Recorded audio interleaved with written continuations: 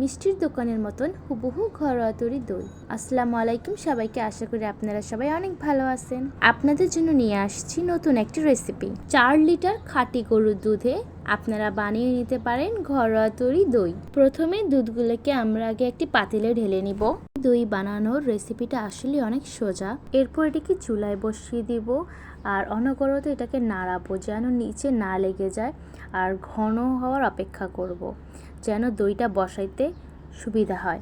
এর পাশাপাশি আমরা এখন চিনির শিরা বানাবো, যেটা আমরা দইয়ের মধ্যে ব্যবহার করব। অল্প একটু পানিতে আমরা পরিমাণ মতো চিনি নিয়ে এটাকে চুলায় বসিয়ে লাড়াবো ভালো মতন।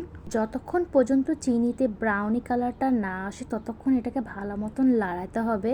এটা দেখে আমার পুডিংয়ের ভিডিওর কথা মনে পড়ে গেছে। আপনারা যদি আমাদের পুডিংয়ের ভিডিওটা দেখতে চান তাহলে অবশ্যই ইউটিউবে যেয়ে দেখে আসবেন। কমেন্ট বক্সে আমি লিংক দিয়ে দিব।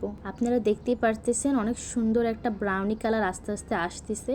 এটাকে ভালো মতন নাড়াতে হবে যেন এটা পুড়ে না যায়। এরপর এটাকে আমরা নামিয়ে ফেলবো, কারণ ব্রাউনি কালার এসে পড়ছে। এই পাশে আমাদের দুধটাও প্রায় ঘন হয়ে আসছে আর বলকও চলে আসছে। তো আমরা চিনির শিরাটা এটার মধ্যে দিয়ে দিব। সম্পূর্ণ চিনির শিরা আমরা দুধের মধ্যে দিয়ে দিব। এরপর ভালো মতো নেড়ে নিব।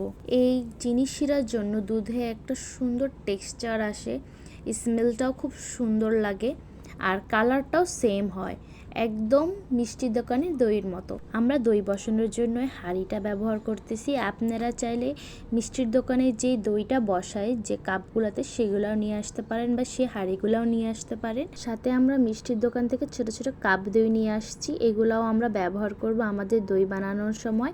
এই কাপ দইগুলো আপনারা যে কোনো মিষ্টির দোকানে পেয়ে যাবেন। অবশ্যই মিষ্টি দই নিয়ে আসবেন। টক দই নিয়ে আসলে দইয়ের ফ্লেভারটা টকটক আসবে। এরপর আমরা আমাদের চুলায় রাখা দুধের কাছে চলে যাব। দুধটাকে আমরা ভালো মতো নেড়ে চেড়ে নিব এবং সাথে 1 কাপ পরিমাণ চিনি দিয়ে দিব। আপনারা অবশ্যই দইটা খেয়ে দেখবেন যে চিনির পরিমাণটা ঠিক আছে কিনা। আমাদের এখানে চিনির পরিমাণটা কম হয়ে গেছে দেখে আমরা এক্সট্রা আরও চিনি দিয়ে দিছিলাম। এখন আপনাদের মনে প্রশ্ন জাগতেই পারে যে আমরা চিনির শিরা ব্যবহার করার পরও কেন চিনি দিছি। তার একমাত্র কারণ হচ্ছে যে চিনির শিরাটা ব্যবহার করছি শুধুমাত্র দইয়ের কালারের জন্য আর হচ্ছে একটু সুন্দর স্মেলের জন্য।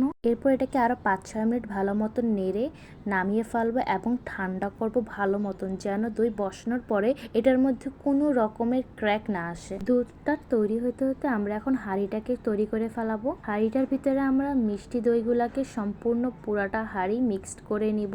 এরপর 5-6 মিনিটের জন্য এগুলাকে ফ্রোজেন হতে দিব ফ্রিজে, যেন মিষ্টি দইগুলো একটু বসে যায়। আমরা ফ্রোজেন করতে ভুলে গেছি, কিন্তু আপনারা অবশ্যই মিষ্টি দইগুলোকে ফ্রোজেন করে নেবেন, কিছুক্ষণের জন্য হলেও ফ্রোজেন করে নেবেন। দুধটা ঠান্ডা হয়ে গেলে আমরা হাঁড়ির মধ্যে এখন ঢেলে নিব। দুইটা হাঁড়িতেই আমরা দুধ ভালো মতন ঢেলে নিব। দেখতেই পারতেছেন কত সুন্দর লাগতেছে এখনই, তাহলে দই হলে কত সুন্দর লাগবে। এরপর এই হাঁড়িটা ঢেকে দিব এবং আরেকটা হাঁড়িতে দুধ ঢেলে নিব। দেখতেই পারতেছেন আমরা দুইটা হাঁড়িতেই দুধ ঢেলে নিছি। হাঁড়ি দুইটার নিচে একটা কম্বল রাখছিলাম, তো ওই কম্বল দিয়ে আমরা দুধ দুইটাকে ঢেকে দিব ভালো মতন, যেন ভিতরে কোনো বাতাস না যায়। 20 ঘন্টা দুধ দুইটাকে এভাবেই রাখবো, তাহলে আমাদের দই অনেক সুন্দরভাবে বসে যাবে। 24 ঘন্টা পর আমরা কম্বলটাকে সরিয়ে নিব এবং দইগুলোকে আমরা ফ্রিজে রাখবো 10-15 মিনিটের জন্য, যেন ঠান্ডা হয় এবং ঠিক মতো বসে যায়। এরপর আপনারা দেখতেই পারতেছেন আমাদের দইগুলো কত সুন্দরভাবে বসে গেছে, একদম রিয়াল মিষ্টি দোকানের দইয়ের মতো। আমি আপনাদেরকে দইটা নিয়ে দেখাইতেছি।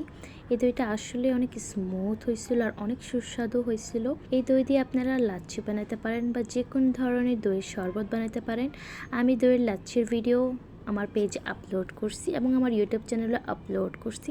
আপনারা অবশ্যই যেয়ে দেখবেন এবং আমার ইউটিউব চ্যানেলটাকে সাবস্ক্রাইব করে দিবেন এবং বেশি বেশি করে আমার পেজটাকে শেয়ার করে দেবেন। আমার রান্নাগুলো আপনাদের কাছে কেমন লাগে তা অবশ্যই আমার কমেন্ট বক্সে জানাবেন। সবাই ভালো থাকবেন। আসসালামু আলাইকুম, আল্লাহ হাফেজ।